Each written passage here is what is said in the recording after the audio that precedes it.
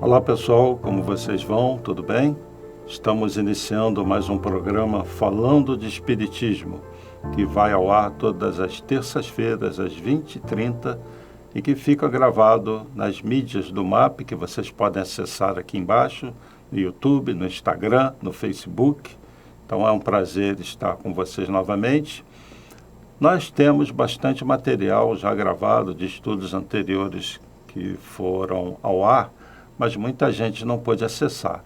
Então nós estamos fazendo alguns cortes, aproveitando algum material e disponibilizando para todos vocês nessas gravações, nesses estudos que servem para a reflexão de todos, para a mudança, para a conexão com a espiritualidade. Então, aproveitem o estudo. Então, pessoal, no último estudo nós paramos no capítulo 13. Hoje nós vamos entrar no capítulo 14, que fala dos médiuns, vários tipos de mediunidade. Mas antes, algumas reflexões. Eu queria, a partir de hoje, introduzir um elemento, não diria que é novo, mas que é importante com relação ao entendimento da mediunidade. Nas casas espíritas, todo o trabalho mediúnico é realizado de forma organizada. Existe um compromisso dos médiuns com o trabalho e um compromisso dos médiuns com a espiritualidade que dirige aquela casa. Mas quando nós falamos de espiritualidade que dirige uma casa, nós sabemos que existe uma hierarquia espiritual e que no topo dessa hierarquia, e todos os espíritos são unânimes, em toda a literatura espírita, todos sem exceção falam disso, que no topo dessa hierarquia está Yeshua, Jesus. Quando nós trabalhamos numa casa espírita, todo o trabalho é direcionado ao que Jesus se propõe a fazer na Terra, que é curar a todos nós que somos doentes e que vivemos nesse grande hospital que é a Terra. É um planeta que podemos classificar assim, é uma escola e um hospital. Então, no topo dessa pirâmide está Jesus como governador espiritual da Terra. E nós usamos um termo na doutrina espírita, quando nos referimos à mediunidade trabalhada nas casas espíritas, que é o seguinte: mediunidade com Jesus. Não podemos excluir Jesus dos nossos estudos, o estudo do seu Evangelho, e em todos os trabalhos nós temos que elevar o nosso pensamento a esse que, no fundo, é quem dirige tudo. Entendamos a Terra como orbe terrestre, formado não apenas pela esfera física, onde pisamos no momento, mas também formado pelas chamadas esferas espirituais. Tudo que envolve a Terra forma o orbe terrestre, com seus 30 bilhões de seres, cerca de 8 do lado de cá, encarnados, cerca de 22 bilhões do lado de lá, desencarnados. Então, Jesus é o grande dirigente do nosso planeta. E, numa determinada época, Jesus decidiu encarnar e veio trazer lições maravilhosas. De todos os que estiveram aqui, ele, eu diria que é o único que que teve uma vida do início ao fim pautada no amor e que deixou uma mensagem que a gente tem que seguir, que é esse Evangelho. Ele em si não registrou nada, mas os seus apóstolos e vários outros registraram. Quando Jesus esteve entre nós, ele escolheu os apóstolos, mas isso, vamos entender que havia uma programação reencarnatória para esses espíritos. É lógico, o próprio governador espiritual do planeta encarnando, ele se reencontraria com seres que ele definiu na espiritualidade que seriam aqueles com as características para levar as suas mensagens. Então, quando Jesus encontra os apóstolos, vocês sabem essa coisa do amor à primeira vista? Quando você bate o olho e reconhece naquele ser alguém especial, você sente uma vibração diferente. Isso aconteceu, de certa forma, com os apóstolos. Então Jesus foi encontrando um a um e foi então convocando esses espíritos para o trabalho. Eu vou passar um vídeo para vocês que é baseado no Evangelho de João. O que é dito pelos atores é exatamente o que está no Evangelho. Não foi um filme com um diálogo inventado pelo produtor. Não, ele é realmente baseado no Evangelho de João. Então, vou deixar com vocês esse vídeo, que é bem curtinho, de 4 minutos e 7 segundos, onde os apóstolos vão sendo convocados por Jesus. Assistam o vídeo. Eis o Cordeiro de Deus.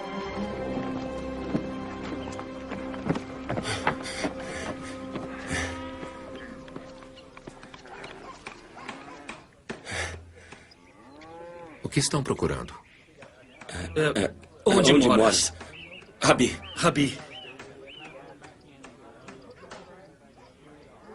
Venham e verão.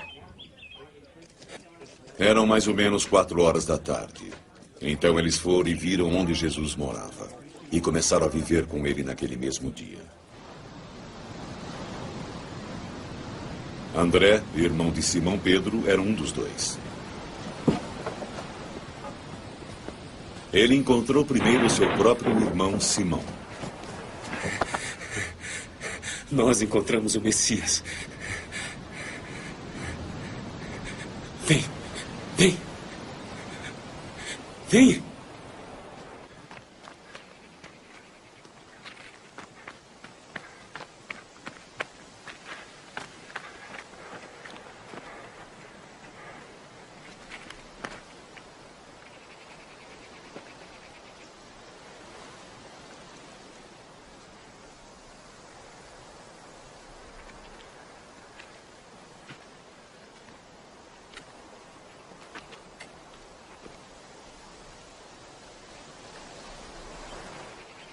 Você é Simão, filho de João. Mas vai se chamar Cefas. Isso é o mesmo que Pedro e significa pedra. Pode ver. É só um. No dia seguinte, Jesus decidiu partir para a Galiléia.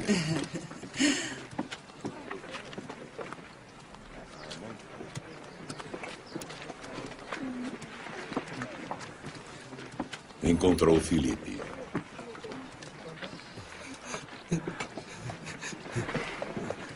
Venha comigo. Filipe era de Betsaída, cidade de André e Pedro. Filipe se encontrou com Natanael.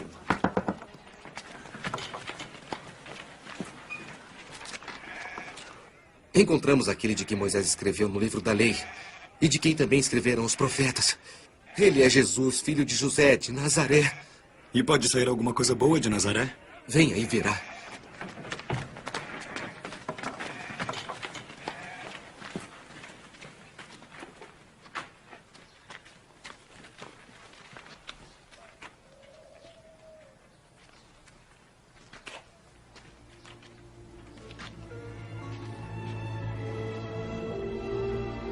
Jesus viu Natanael aproximar-se e comentou: Eis aí um israelita verdadeiro. Não há nada de falso nele. De onde me conheces? Eu o vi quando estava debaixo da figueira antes que Filipe o chamasse.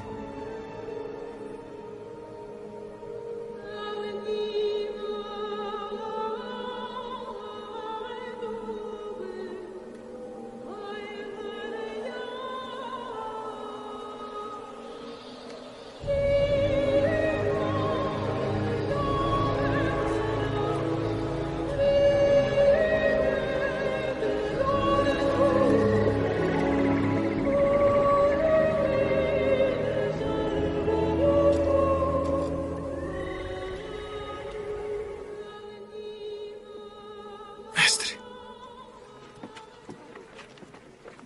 tu és o Filho de Deus. Tu és o Rei de Israel.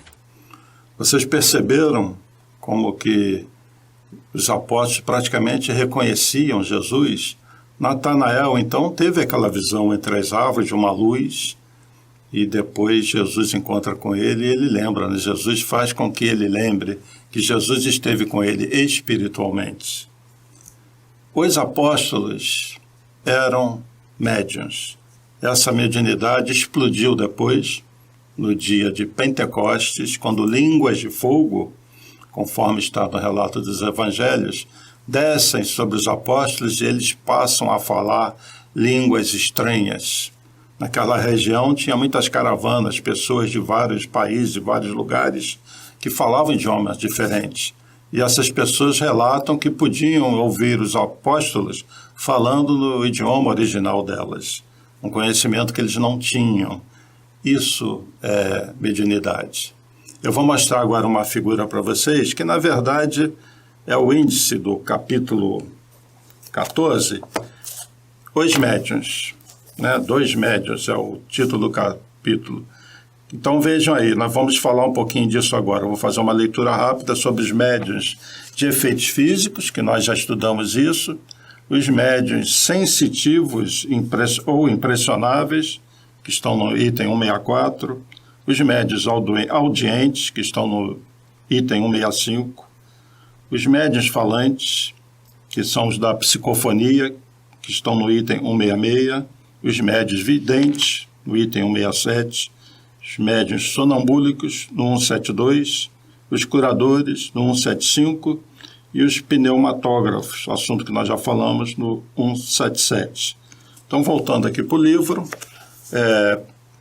peço que vocês leiam sempre o livro, se possível com antecedência. Então, vamos lá.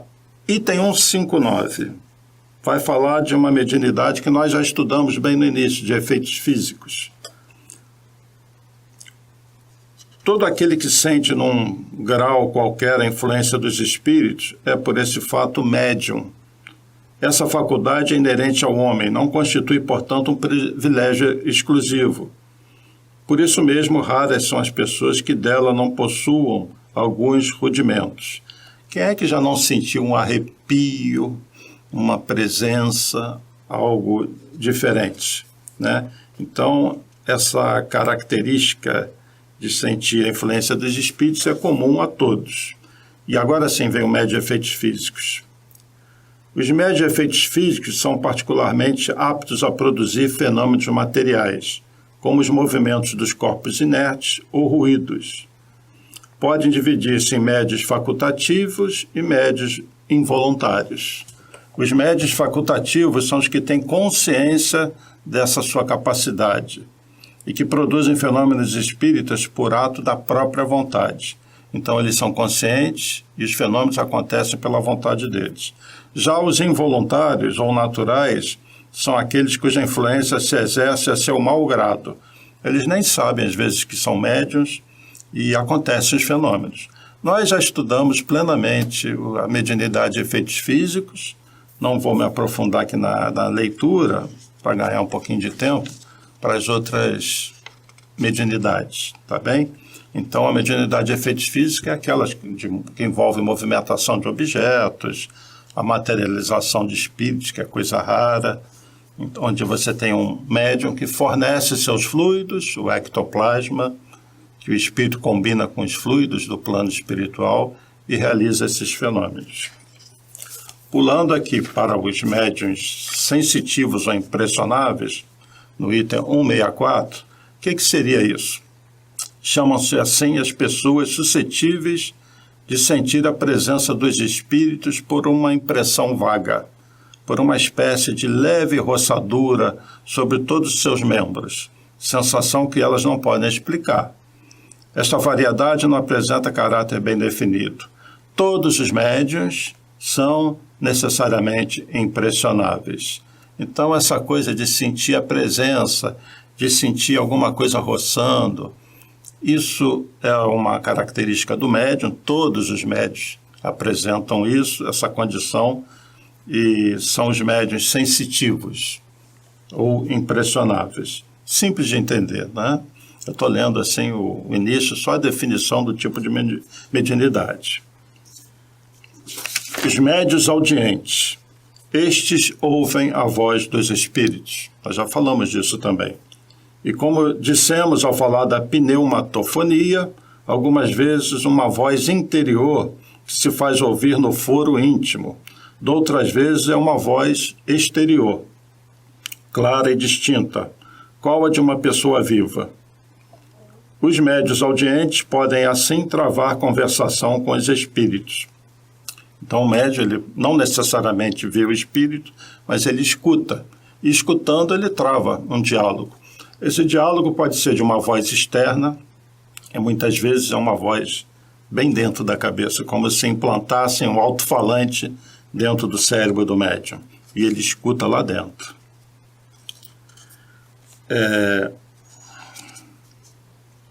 Falamos dos médiuns audientes. Eu vou fazer uma leitura rapidamente sobre os tipos de mediunidade, convidando a vocês a lerem o texto completo. Os médiuns falantes, muito importante para nós, porque é muito comum, são os médiuns psicofônicos. Essa mediunidade é psicofonia. Psicofonia é a mediunidade que envolve o médium, em que o espírito se acopla a ele, mente a mente, e o espírito fala através do médium. Já passei vídeos aí de o Divaldo falando, trazendo mensagens. Então, os médiuns audientes que apenas transmitem o que ouvem não são, a bem dizer, médiuns falantes. Então, os audientes, eles escutam e falam, mas não é isso o médium falante. A psicofonia não é isso. Estes últimos, os falantes, as mais das vezes nada ouvem. Neles o espírito atua sobre os órgãos da palavra, como atua sobre a mão dos médiuns escreventes, aqueles da psicografia. Querendo comunicar-se, o espírito se serve do órgão que se lhe depara mais flexível no médium. Então, normalmente, o espírito quer se manifestar através de um médium, e aquele médium tem uma característica melhor para a psicografia. Então, o espírito vai se comunicar através da escrita. Outros facilmente recebem, têm afinidade para um acoplamento perispírito com perispírito, transmissão mente a mente. A mediunidade sempre é um fenômeno de comunicação mente a mente. Nunca o espírito toma conta do corpo do médium, não existe isso. Existe uma proximidade, um certo acoplamento, uma certa afinidade, e aí sim a transmissão se dá do espírito com o médium. Então isso é psicofonia. Os médiuns videntes, já falamos disso, item 167. Os médiuns videntes são dotados da faculdade de ver os espíritos. Alguns gozam dessa faculdade em estado normal, quando estão perfeitamente acordados e conservam lembrança precisa do que viram. Outros só a possuem em estado sonambúlico ou próximo do sonambulismo. Então é aquele que, quando dorme, ou quando está num estado meio de adormecimento, meio lá, meio cá, ele vê os espíritos. Mas existem as pessoas que veem com facilidade.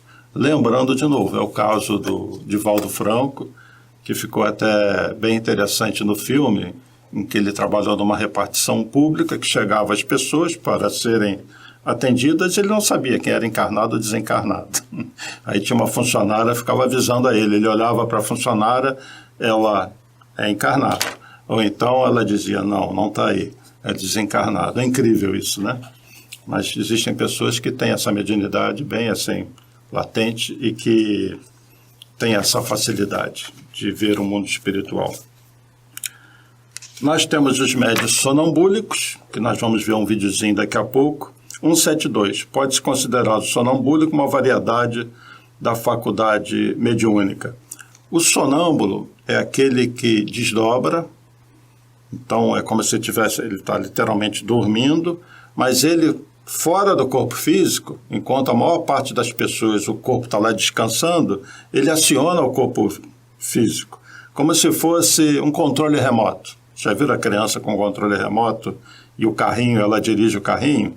Pois bem, o sonâmbulo é o espírito desacoplado, desdobrado, que aciona o corpo físico, o corpo levanta e vai na geladeira, vai fazer coisas, E aquele corpo, na verdade, está dormindo, mas ele está se movimentando. E o espírito de fora comanda o corpo. Esse é o sonâmbulo. Mas existe a mediunidade sonambúlica também, em que o espírito se desdobra e muitas vezes, quer dizer, o espírito do médium, né? O próprio médium se desdobra e o outro espírito fala através dele e ele não tem a menor noção daquilo que está acontecendo. Então, o médium é um instrumento de uma inteligência estranha, é passivo e o que diz não vem de si. Em resumo, o sonâmbulo, aquele que está usando o corpo como um controle remoto, esse sonâmbulo, ele exprime o seu próprio pensamento quando se manifesta, enquanto que o médium exprime o pensamento de outro. Ou seja, aquela capacidade de sonâmbulo, aquilo não é mediunidade, é simplesmente o espírito desdobrado controlando o próprio corpo. Mas nesse outro caso, o espírito que se comunica com um médium comum também o pode fazer com o sonâmbulo. Dá-se mesmo que muitas vezes o estado de emancipação da alma facilita essa comunicação. Então, o que é o médium sonambúlico? É o sonâmbulo, que ele se desdobra e controla o corpo, mas nesse caso, um espírito vem e se comunica com ele, e o corpo vai falar. Entenderam? Então, são duas situações. O sonâmbulo, como a gente conhece, fora do corpo, e o corpo vai andando, mas não tem comunicação nenhuma. Essa é uma situação.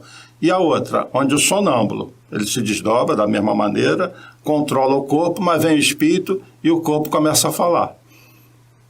Porque ele está no estado de emancipação da alma, ele está literalmente no plano espiritual, e como ele está controlando o corpo, o que ele tem de comunicação com o espírito, o corpo vai falar.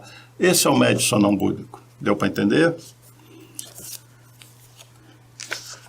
Nós temos os médiuns curadores, muito importante para nós, no item 175. Unicamente para não deixar de mencioná-la, falaremos aqui dessa espécie de médiuns, né?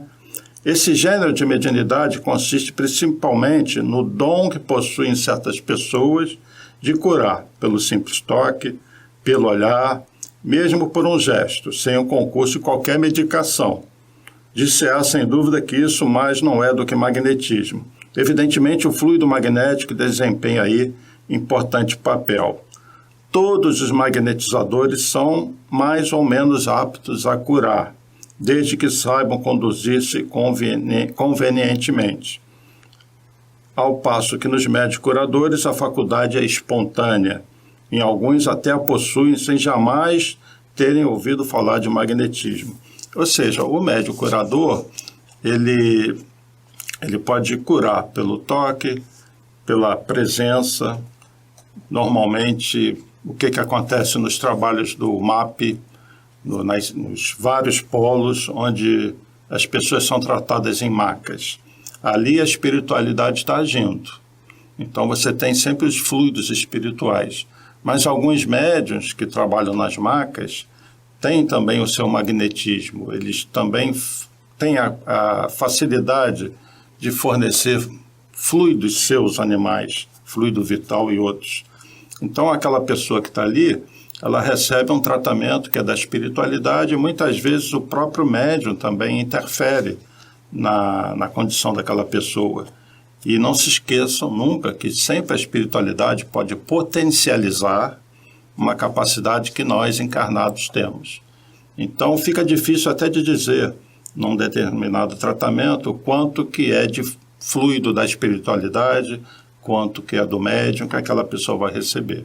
Por isso que a gente sempre diz, nos trabalhos de tratamento espiritual, confie na espiritualidade. Eles sempre vão dirigir a pessoa para o melhor tratamento que ela precisa, tá bom?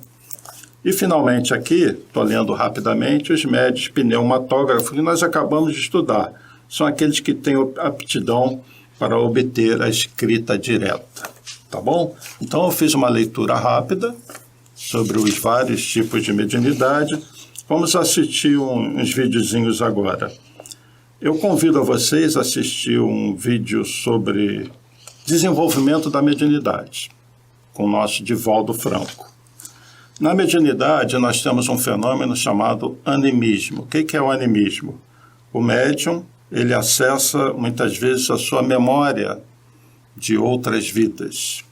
Ele, no seu subconsciente, tem guardados traumas, dores. Então ele coloca para fora, no trabalho mediúnico, na reunião mediúnica, aquilo que ele tem dele. E ele precisa treinar a mediunidade.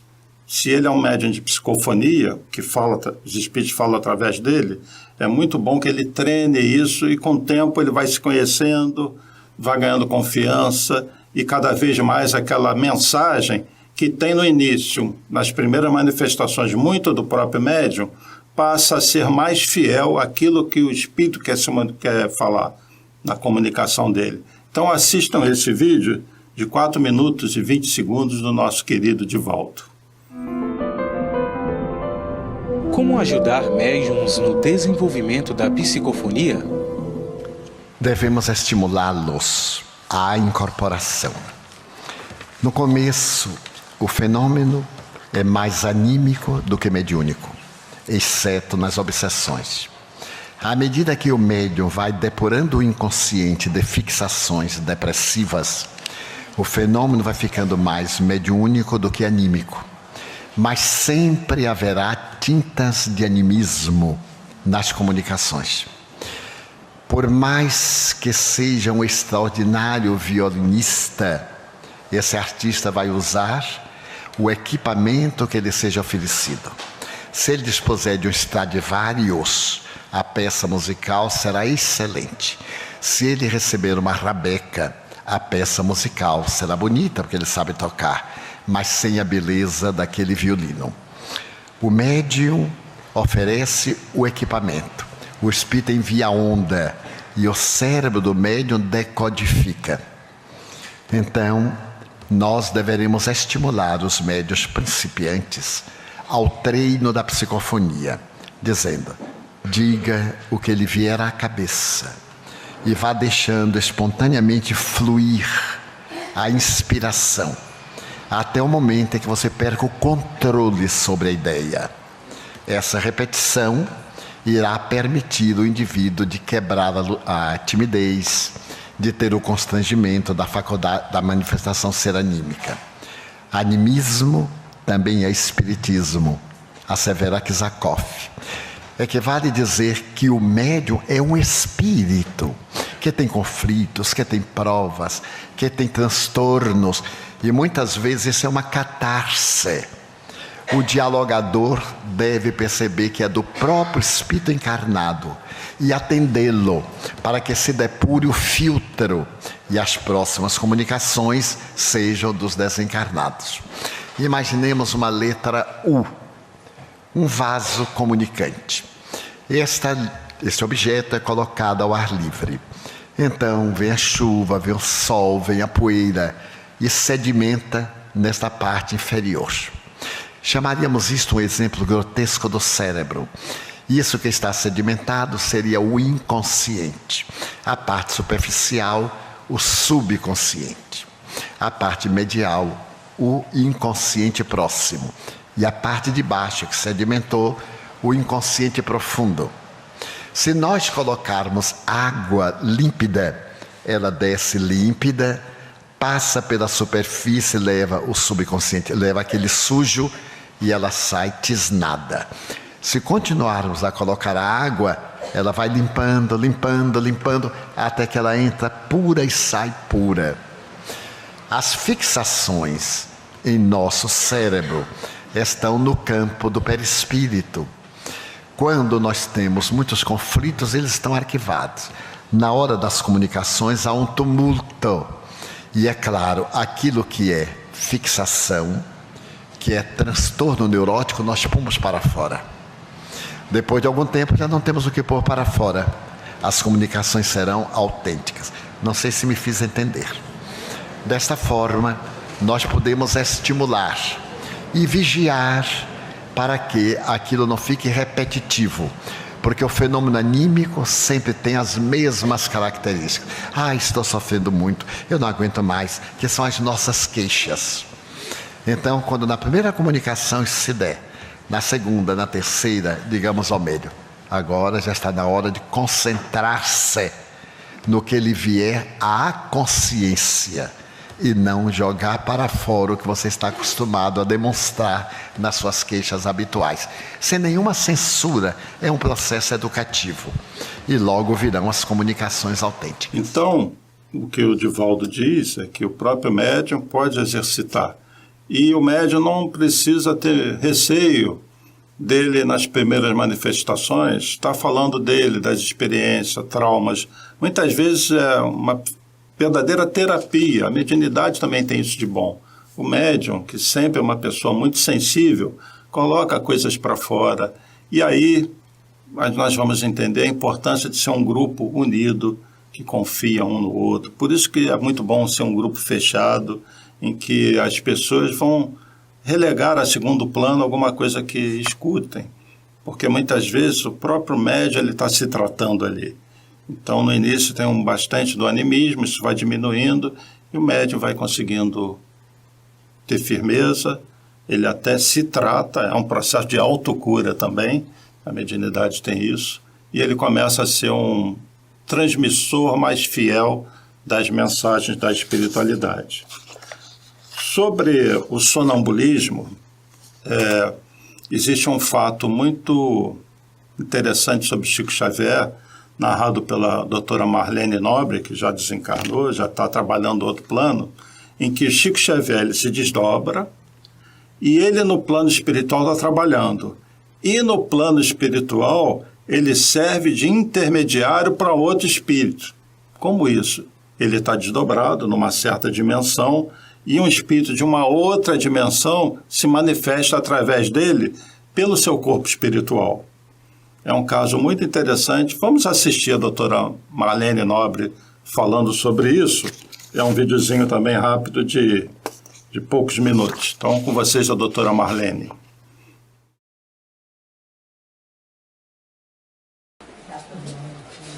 Uma pessoa que tem psicofonia sonambúlica pode também ser um médium consciente ou ele só é sonâmbulo?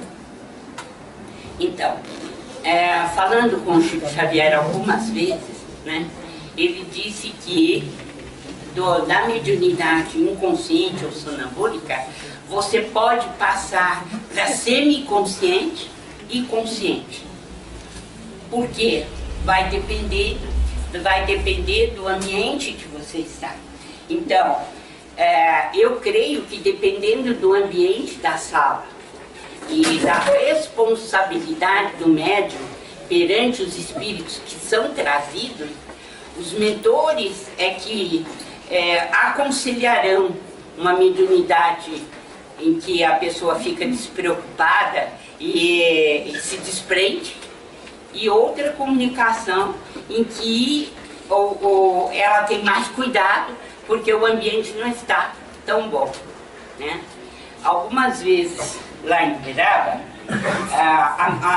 quando o ambiente estava muito bom na reunião, Chico podia sair e ser médium ao mesmo tempo no mundo espiritual. Ele era médium aqui, com o corpo daqui, e era médium de fora, com o corpo espiritual. Quando o ambiente era bom, em que havia uma relativa calma, uma facilidade. Como também ele podia se mostrar semiconsciente, ter conhecimento ou não em determinadas fases do fenômeno mediúnico. Então isso tudo pode acontecer. Vocês viram que fantástico a mediunidade de Chico Xavier, quer dizer, ele era médium, como qualquer médium, recebendo os espíritos e transmitindo a mensagem aqui no nosso plano, e ele era médium do outro lado também, através do seu corpo espiritual, desdobrado. E ele, então, tinha uma ampla capacidade de trabalho. Nosso Chico Xavier é um exemplo de vida, um exemplo de mediunidade.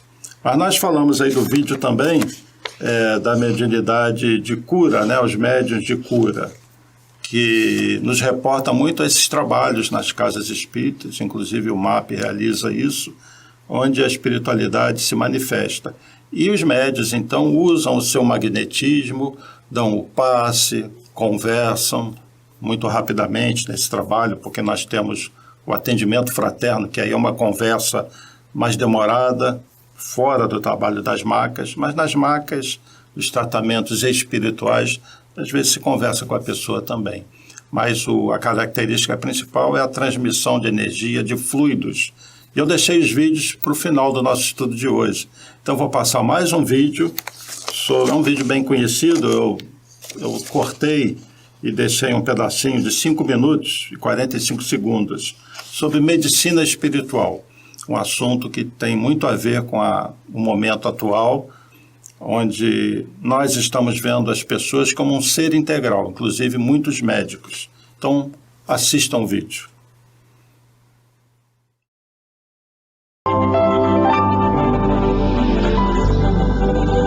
A medicina espiritual vem crescendo, ganhando credibilidade e comprovação científica. Existem escolas, universidades, Harvard, por exemplo, Stanford. São universidades que dedicam disciplinas para estudar a espiritualidade aplicada à saúde. As escolas australianas de Melbourne, a Universidade de Melbourne, a Universidade de Copenhague, algumas universidades chinesas, em Taipei, são escolas médicas que deram uma abertura absoluta para os conhecimentos da espiritualidade na prática médica. A AME Brasil, que é realmente a entidade máter que congrega todas as outras AMEs nos diversos estados da federação, tem trabalhos maravilhosos, trabalhos científicos de alto valor, procurando fazer o casamento entre medicina e espiritualidade. Quando nós não conseguimos nos adaptar à realidade que temos, que somos e que estamos vivendo, nós começamos a ter problemas na compreensão, no entendimento e principalmente no ato de viver. Então começam a aparecer certas avarias emocionais, energéticas, espirituais, como depressão, estado alterado de consciência, psicoses, comportamento alterado em criança, em jovem, em adultos. São as doenças mentais de uma maneira geral. Transtornos obsessivos, compulsivos, esquizofrênicos, enfermidades tipo Alzheimer, Parkinson e também algumas doenças e enfermidades consideradas leves. Tratamos deste paciente, nós tratamos o espírito do paciente, aquela parte inteligente que ordena a mente e que ordena o corpo. Então, os espíritos atuam no corpo físico através da percepção extrasensorial, que nós chamamos de mediunidade. Neste processo, existe a captação de informação que o médium procura passar ao paciente, através de passes, através de envolvimento, de toques e principalmente com seu próprio pensamento positivo, com a sua onda pensante, com seu magnetismo pessoal e também com o magnetismo espiritual. Ele consegue então influenciar o ser doente para levá-lo a um estado de equilíbrio. Esses centros de força ou chakras eram coisas que eram discutidas há pelo menos 4.000 anos e que eram coisas que eram discutidas dentro de um ambiente místico, religioso, transcendente, esotérico, chame como quiser. Hoje, esse tema é estudado com uma profundidade científica. No perispírito nós temos centro de força e no corpo nós temos plexos.